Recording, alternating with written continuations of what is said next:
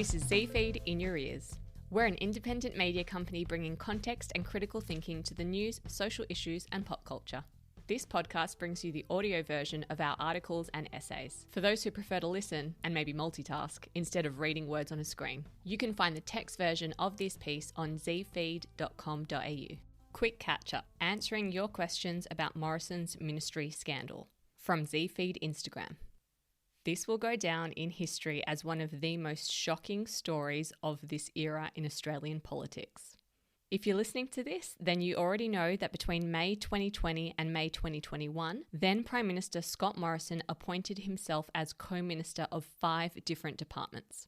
At least 3 of these appointments were kept a secret from the actual ministers, and all were kept a secret from the public until now. This is a huge, complicated story that's still unfolding, so understandably, many of our readers and audience had questions about the basics. To help you keep up, I'll answer the most common questions in the next few minutes.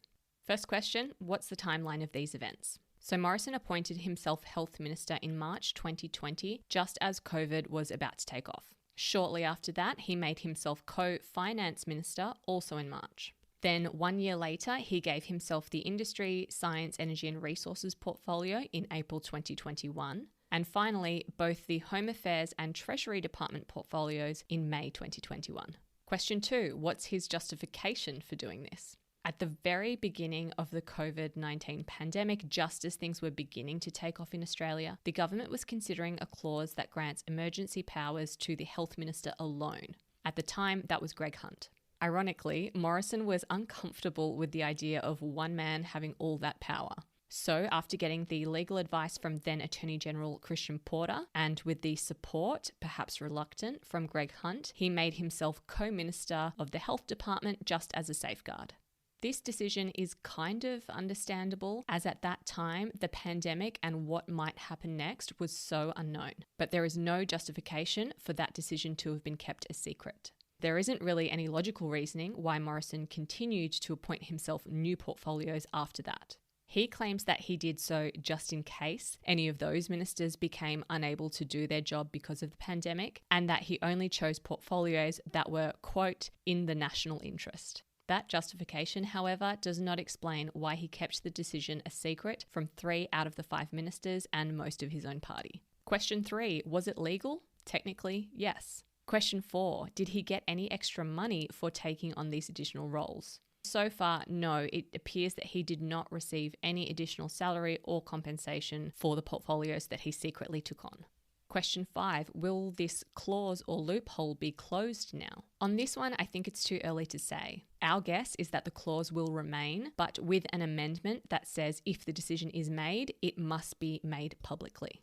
Question 6, did he make any decisions with these powers? So far, Morrison appears to have only used his additional powers to make one active decision. Keith Pitt was the Minister for Industry, Science, Energy and Resources at the time. Pitt was to consider a permit renewal for the PEP 11 gas project in New South Wales, but Morrison rejected the permit before Pitt had had a chance to evaluate it.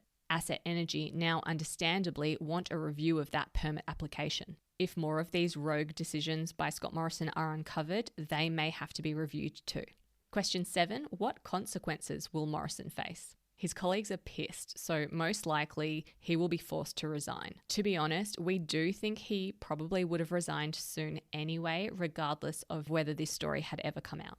If a federal integrity body is created with retrospective powers, he could be called in for investigation. Something like this could formally determine whether or not he abused his power, but it won't do much else because no crime has been committed.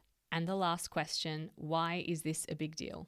We'll have a bigger piece addressing exactly this in the coming days, but for now, let me just say, this story exposes the culture of secrecy that should not exist in a true democracy. And it's clear that the problem extends far beyond Morrison himself. Even though he is no longer Prime Minister and will soon likely be out of Parliament altogether, the elements that allowed this to happen still exist and can still be abused. We should call that out and attempt to correct it.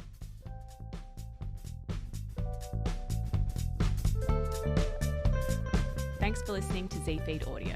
If this piece made you think, helped you understand, or introduced you to a new point of view, there are a few ways you can support us.